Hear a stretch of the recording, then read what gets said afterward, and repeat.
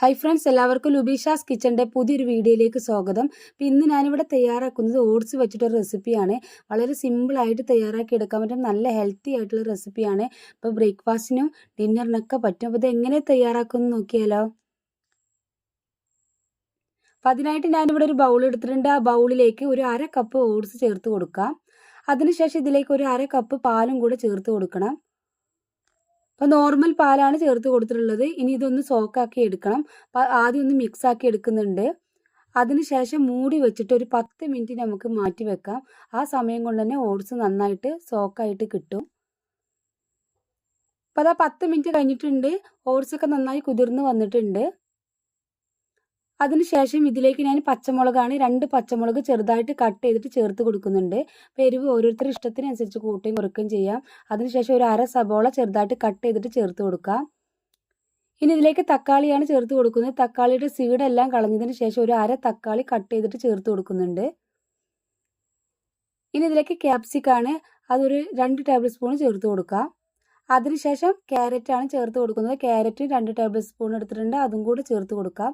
ഇനി ഇതിലേക്ക് എഗ്ഗാണ് എടുത്തിട്ടുള്ളത്. 2 എഗ്ഗ് എടുത്തിട്ടുണ്ട്, അത് പൊട്ടിച്ച് ഇതിലേക്ക് ഒഴിച്ചു കൊടുക്കുന്നുണ്ട്. ഇനി ഇതിലേക്ക് ആവശ്യമായിട്ടുള്ള ഒരു 1/2 സ്പൂൺ ഉപ്പും കൂടെ ചേർത്ത് കൊടുക്കാം. അതിനുശേഷം നന്നായിട്ടൊന്ന് മിക്സ് ആക്കി എടുക്കുന്നുണ്ട്.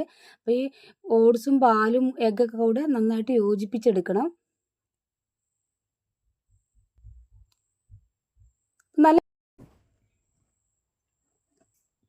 അത് നന്നായിട്ട് യോജിപ്പിച്ചെടുത്തിട്ടുണ്ട്. അപ്പോൾ ഹെൽത്തി ആയിട്ടുള്ള റെസിപ്പിയാണ്. അപ്പോൾ ഇതുപോലെ എല്ലാവരും ഒന്ന് ട്രൈ ചെയ്ത് നോക്കണം. ഇത് നന്നായി മിക്സ് ആക്കിയതിന് ശേഷം ഇതൊന്ന് ഫ്രൈ ചെയ്തെടുക്കണം. അപ്പം അതിനായിട്ട് ഞാനൊരു പാൻ വെച്ചിട്ടുണ്ട്. പാൻ നന്നായി ചൂടായതിനു ശേഷം അതിലേക്കൊരു ചെറിയ പീസ് ബട്ടറാണ് ചേർത്ത് കൊടുക്കുന്നത്. അപ്പോൾ നിങ്ങൾക്ക് വെളിച്ചെണ്ണയോ ഓയിലോ ചേർത്ത് കൊടുക്കാവുന്നതാണ്. ബട്ടറാണെങ്കിൽ ഒന്നും കൂടെ രുചി കൂടും. അപ്പോൾ ഞാനൊരു പീസ് ബട്ടർ ചേർത്ത് കൊടുത്ത് അത് മെൽറ്റാക്കിയതിന് ശേഷം ബാറ്റർ അതിലേക്ക് ഒഴിച്ചു കൊടുക്കുന്നുണ്ട്. അപ്പോൾ ലോ ടു മീഡിയം ഫ്ലെയിമിൽ വെച്ചിട്ട് വേണം ഇത് കുക്കാക്കി എടുക്കാനായിട്ട്. ഇല്ലെങ്കിൽ പുറഭാഗമൊക്കെ കരിഞ്ഞു പോകും, ഉൾഭാഗം വേവാണ്ടും കിട്ടും. പിന്നെ ഫുള്ളായിട്ട് ഇതാ ഒഴിച്ചു കൊടുത്തിട്ടുണ്ട്. ഞാൻ വെജിറ്റബിൾസൊക്കെ എല്ലാ ഭാഗത്തേക്കൊന്നും ആവുന്ന രീതിയിൽ ഒന്ന് പരത്തി കൊടുക്കുന്നുണ്ട്.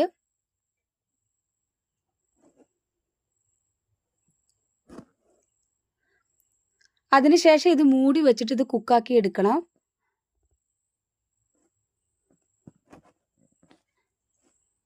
അതാ മൂടി വെച്ചിട്ടുണ്ട്.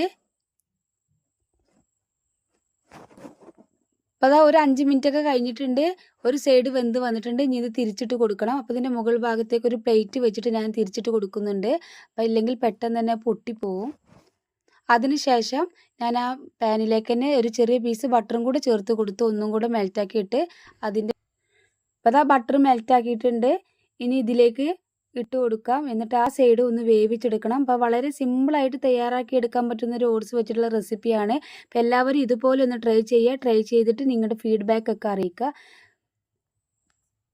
ഇൻഷാ അല്ലാഹ് അടുത്തൊരു പുതിയ വീഡിയോയുമായിട്ട് വീണ്ടും കാണാം. Okay, by.